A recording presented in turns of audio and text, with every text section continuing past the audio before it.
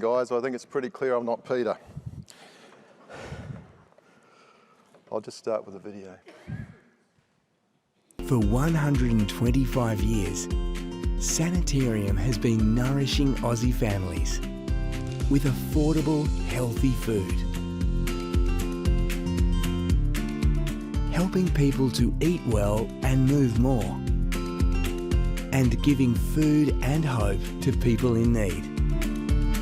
Sanitarium, serving goodness since 1898.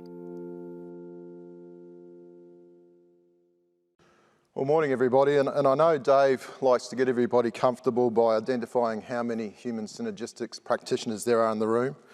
I'll do it a little differently. I'd like you to put your hands up if you've got Weet-Bix somewhere in your house. All right. For the rest of those naughty people out there that didn't put their hands up, I'm going to presume you've got a fridge stack full of Up and Go. And we can all start this conversation with me relaxed and you as my friend. Now, Sanitarium is a purpose-driven company, and the reason you put your hand up is simply because we've been turning up in your parents' and your grandparents' and maybe your great-grandparents' pantry for about 125 years. And we're all about providing healthy food options and health education. And today we've entitled the presentation, The Power of Trust. And having the trust of your customer and the trust of your employees is really critical, but it's the trust of the team that I want to unpack with you today. And it seems like yesterday, I'm only 39 as David said, but we last presented to you actually way back in 2014. And at 125 years old, as Corinne said about culture, you'll appreciate that our culture was already well embedded when we started the human synergistics journey. We've got a lot of employees that have served at least 40 years at our company, and some have served 50. And as some of you may know, Sanitarium's been owned by the Seventh-day Adventist Church since its inception in 1898. Many of our employees are third and fourth generation employees, and I am one of those employees, third generation employee. And I think it's fair to say that we had what's affectionately known as a cradle-to-grave culture. You could actually be born in an Adventist hospital, you could be educated at an Adventist kindergarten, primary school, high school, attend an Adventist university, then you join Sanitarium, work there for 40 years, maybe 50. You'd move to an Adventist retirement home, have your funeral in an Adventist church, be buried in an Adventist cemetery, in an Adventist-made coffin. And you could do all of this while you were attending church with your co-workers every week. I think it's fair to say that we were an inwardly focused, very traditional institution. And of course, we had a classic red-green bow tie culture, this really potent mix of conservative, conventional, approval defensive styles, seasoned up with nice mix of power, oppositional, and of course a good dash of perfectionistic. But that's not who we are anymore, because what got us here won't get us there, and it won't fulfill our purpose.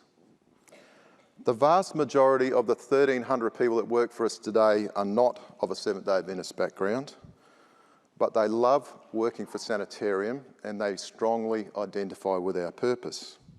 Well, why is that? Well, let me tell you. Here's a little bit about our culture journey.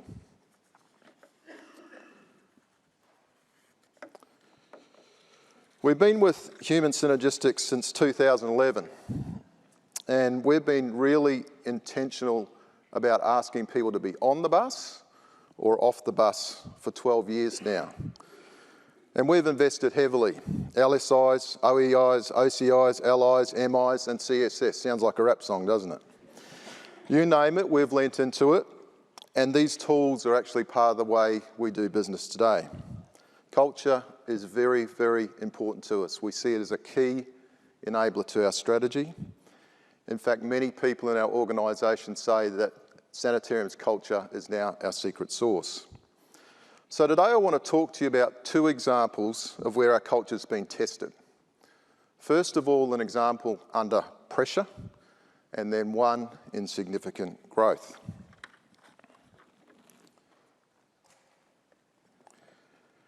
And as Mike Tyson says, everybody's got a plan until you get punched in the face. And when COVID hit, we had been investing in culture for 9 years, and we asked ourselves very early on, was this worth it? Would this investment actually pay off? We were about to find out, because in March 2020, our culture walked out the door, along with the entire company supply of toilet paper. And everybody started working from home. All the indirect employees worked from home. And we had to start the first conversation not knowing what the future looked like, but with 1,300 staff saying just this: we will get through this and you will have a job on the other side. Now let's get to work. Our 200-person office became an office of just 7, and of course it became very, very quiet. Many of you know what that's like. And we moved to these 3 lenses that you can see here on the slide. Firstly, to protect our people. That was paramount. Secondly, to feed our nation. And thirdly, to secure our future. And after the panic buying subsided, we have a 27,000 pallet warehouse. And in that warehouse, we had just 9 pallets left. And they were red hot Weet-Bix. They'd just come off the line. Nothing else. Indoor cricket, anybody? And so we managed to crank up everything. We cranked up our Weet-Bix lines. The output lifted by 25%, and that was some 15% above their rated capacity. Talk about redlining the equipment. We split up our factory into moats. Each department was separated for months. Day shift came in one door, night shift left out the other. No toolbox talks, no handovers, no conversations. All done with full overtime for 2 years. Our office staff lent in. They went to our company gym, they packed groceries for those people who couldn't get to the shops that worked in our factories through the panic buying period. They ran our temperature testing at our gatehouse, 24 hours a day, 6 days a week. Rain, hail, frost, they were there. And we grew in this time. We gained many, many new employees, and we wondered just this: how the heck are we going to immerse them in our culture when we can't see them and we're really busy feeding the nation? We had a comeback plan, which was part of our securing our future premise. And we were absolutely intentional about culture. We had a new flexible work package set in place, which centred around us, we and me, where me came last. And we talked often about culture, with every challenge, at every team talk, and to our surprise, our employees talked about it too, surprised and delighted by what they were encountering. I want to talk to you now about an example of our culture and growth. A business we call the Alternative Dairy Company, and this is a business we started from scratch in 2019. Now, many of you will know that we are one of the original manufacturers of non-dairy milks. We've been in this game for 40 years via our brand So Good. So you would think that when it comes to making cafe milk, we'd have a really big head start. And the truth is, though, that we were really late to the party. We didn't understand how big the market was, and we thought with So Good, we'd be good enough, and how wrong we were. We worked really hard on our first product, which was a cafe almond milk. I personally fronted with the innovation team when we presented this product to one of Sydney's leading coffee roasters. And you know what? Guess what they thought of it? They thought it was absolute crap. So we had our first product that was rejected outright. The kings of breakfast milk could not hack it in cafe. So one big humility pill and a lot of hard work later, we'd created not only a ripping cafe almond milk, but a world-class oat milk. And we made a really important decision in this moment when we recruited our cafe team. We decided we were recruiting the entire team on character. We described our culture ambition as Sanitarium on steroids. And we reasoned this: if we recruit on character, we can always teach our staff the selling or the technical skills, but it's not easy to teach them how to behave quickly. We got it right, we also got it wrong. But we dealt with any problem we encountered early. Those employees that didn't want to do things the way we do them around here either chose to leave our business or in some cases were asked to leave. The standard that you walk by is the standard that you accept. Now, this business became from nothing an $80 million business in 4 short years, and it's well on the way to becoming number 1 in the sector. I'm really proud of what that team has achieved. We talk about it at most of our team talks, but we talk more about how they achieved it. This incredibly blue culture with LSIs that make you wonder if there is actually any red or green ink in those printer cartridges.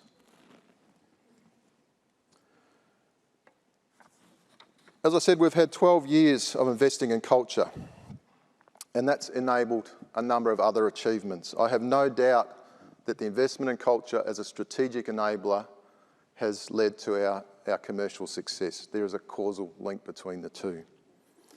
We have achieved in this time the number 1 position for non-dairy milks in supermarkets. We are the market leaders.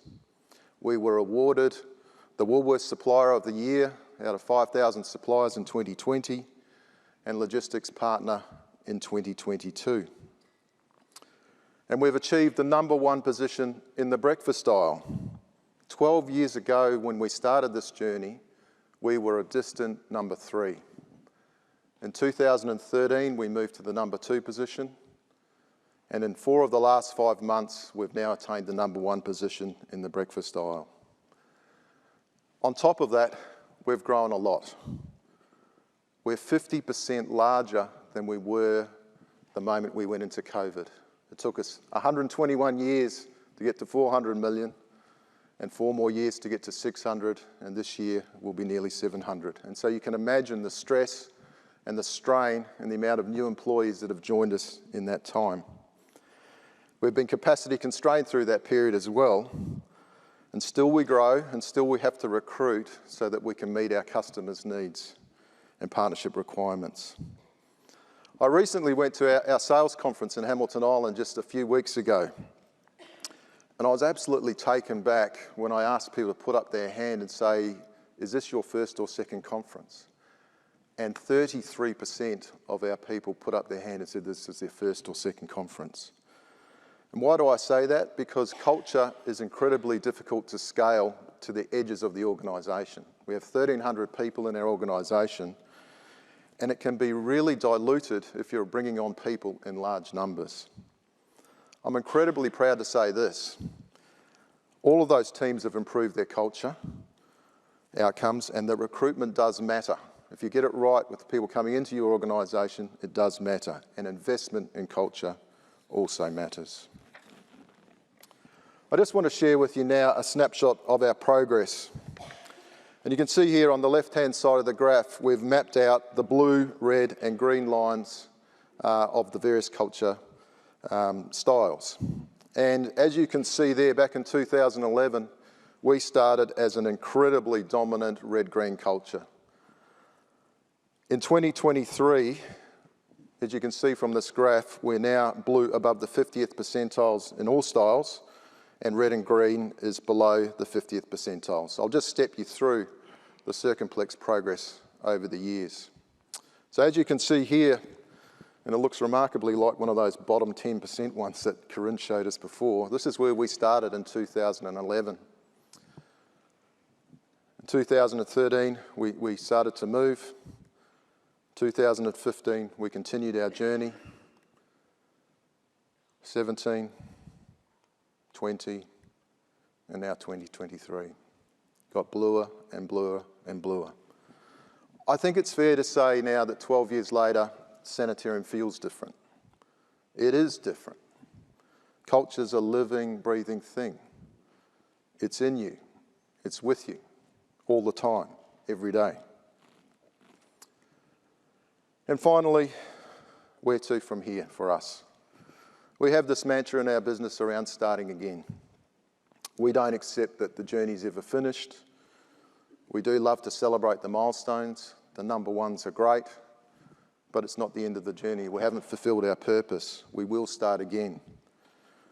We've learned that culture does move at the pace of a glacier, but once it's really powerful and once it's underway, it's very hard to stop.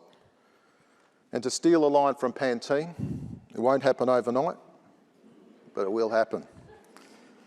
It's a whole business responsibility. It's a you as leader responsibility.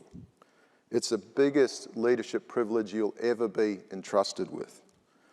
So thank you. I'd like now to introduce Peter, who David mentioned before, and Peter will take us through the second part of the presentation and some of the more technical aspects. Thank you.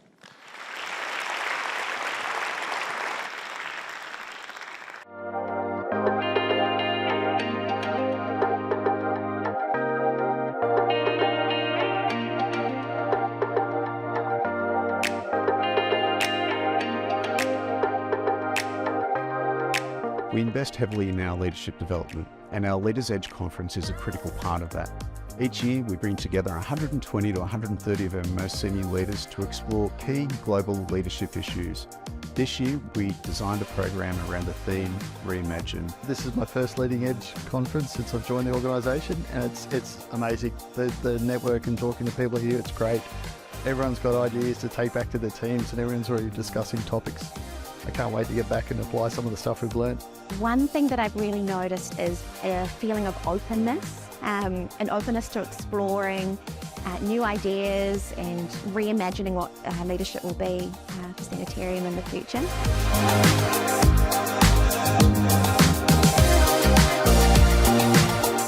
I just came from the empathic leadership session this morning and was so moved by the stories that we heard from the events of the Holocaust. And I think through that, I personally learned a whole nother approach to empathic leadership. So for me personally, I want to take that away.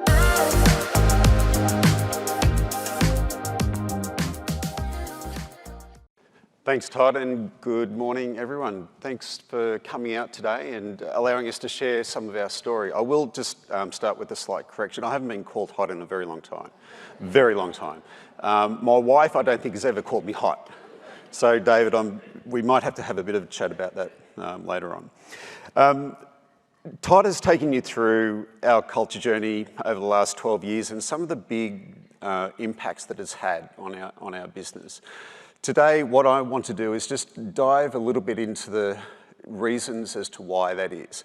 And it's interesting, when we're in Sydney, I actually saw Corinne's presentation for the first time and I went, wow, like the alignment between what Corinne has presented in terms of the research, we are a live, living case of that.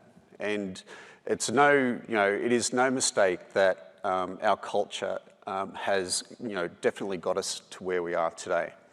But one of the first things I do want to acknowledge is the fact that culture doesn't happen unless you have that support at the very top. And Todd lives and breathes culture, as does our CEO, Kevin Jackson. And they intentionally invest in it. And so as a HR person, you feel incredibly fortunate that you've got this this thing to play with and to try things with. And we're allowed to make mistakes and we're allowed to try different things. And it's with that support that we are where we are today. Now, Todd and Kevin are both accountants, so they've got that finance background, so they do love a spreadsheet and they do love balance sheets and profit and loss statements. I help and support with flip charts and coloured pens. So I tend to balance it out a bit, but the one thing we do love is a good circumplex, and so that's something that you will hear a lot of today. So what I wanted to do was just touch on where we are with our leadership journey and the things that we've put in place over the last number of years. So more recently, we've really, boiled down our leadership to 4 principles. And they are create clarity, model the way, build capability, and deliver success. And these principles are the things that underpin all our development. They're the things that we expect of our leaders.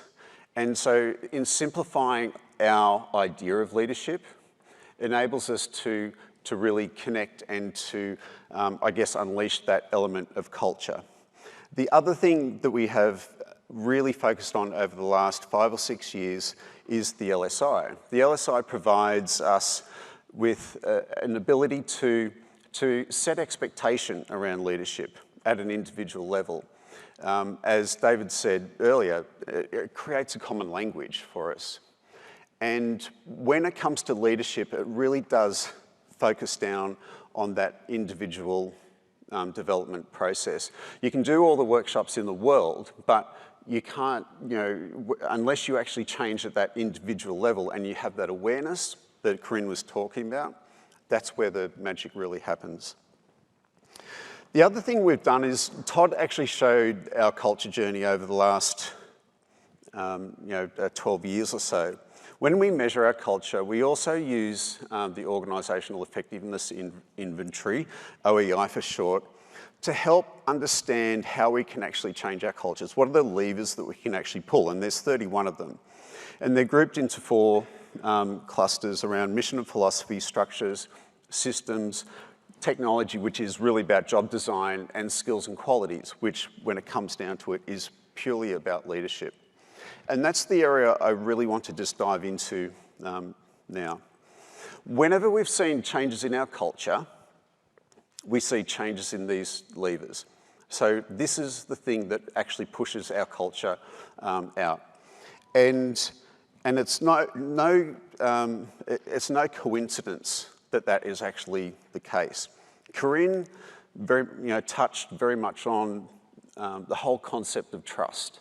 And when I dive deep into the data in our organisation and we have a look at the subculture data that we've got, we find that where we have seen significant change is at that individual level where a leader has actually instilled trust. And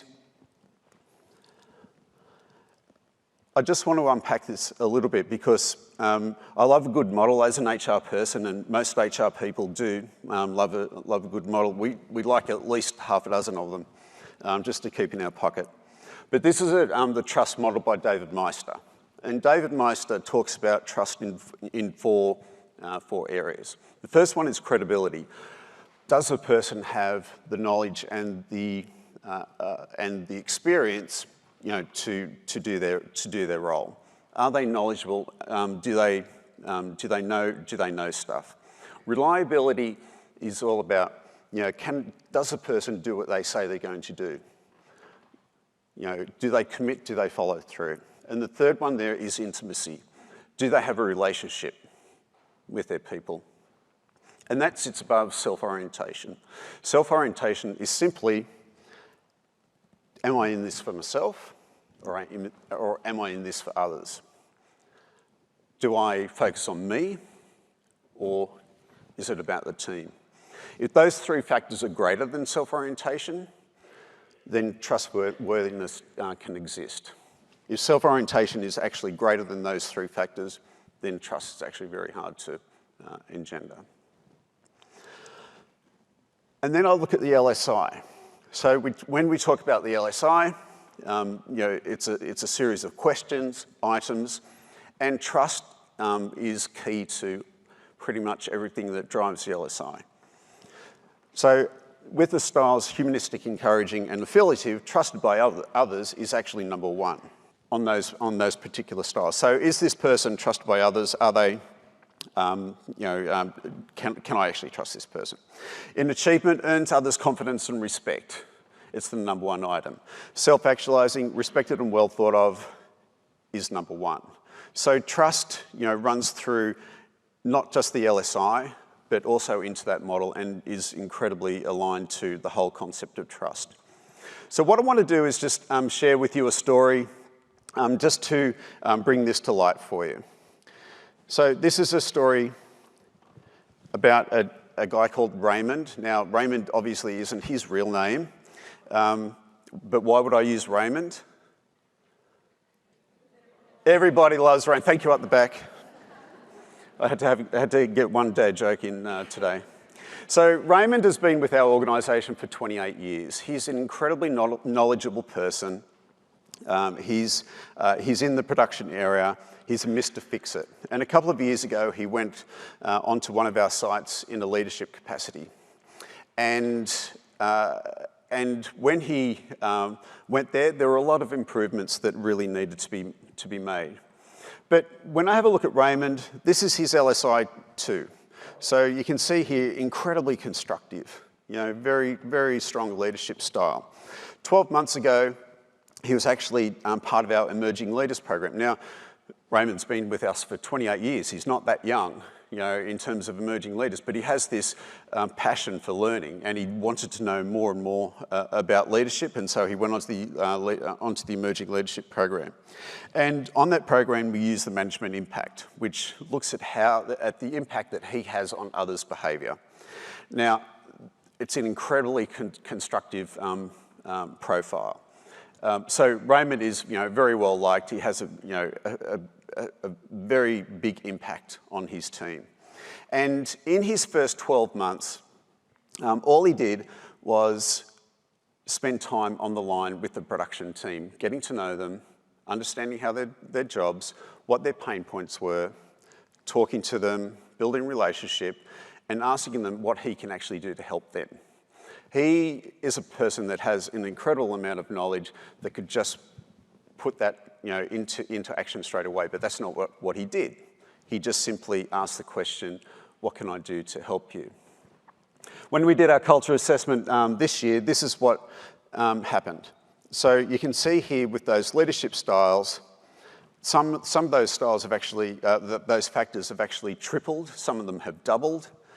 Most of them are sitting at the 70th percentile or above. So this one individual had a significant impact on that team in terms of the styles that were being displayed. We then look at the culture results. So that's the culture result from 2020. You can see there that's quite heavy in the passive defensive styles, not a lot of constructive. We move forward to 2023, and it's quite a different story when it comes to the constructive style. Yes, there are still defensive styles, we know that, we understand what that is, but when we look at the constructive style, that gives us something to build on. And so when I create the linkage between this person's LSI, Raymond's LSI, his management impact, the factors in terms of the leadership, impact on culture, it's for us the case is compelling. And when we look at the concrete data, if you want that, the operational efficiency of this particular site went up something like 30%. The customer complaints when it comes to product quality went down over 50%, all in the matter of 12 months.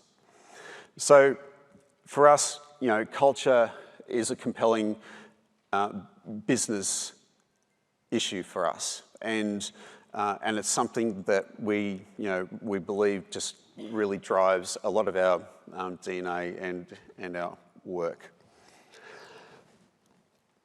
So coming back to where Todd left off, one of the things is we keep talking about starting again. So whenever we do our culture results, that's what we do, we start again. But we have to celebrate. And one of those celebration pieces is actually hard to do. Like it's actually something that you really have to work on. So you celebrate what you've achieved and then look at where we need to keep going. We know we have to go deeper into the organisation. We have to look at those subcultures because that's where the goal is. And we also know that leadership is king. Focusing on building and maintaining trust is absolutely critical. And I'd just like to end with this quote because I think it's a really nice quote for us as an organisation. We always have to believe that there's a better version of us around the corner. When we start again, we know we have more work to do. We know that there's more opportunity, whether it's within ourselves or within our team or our organisation. Thank you.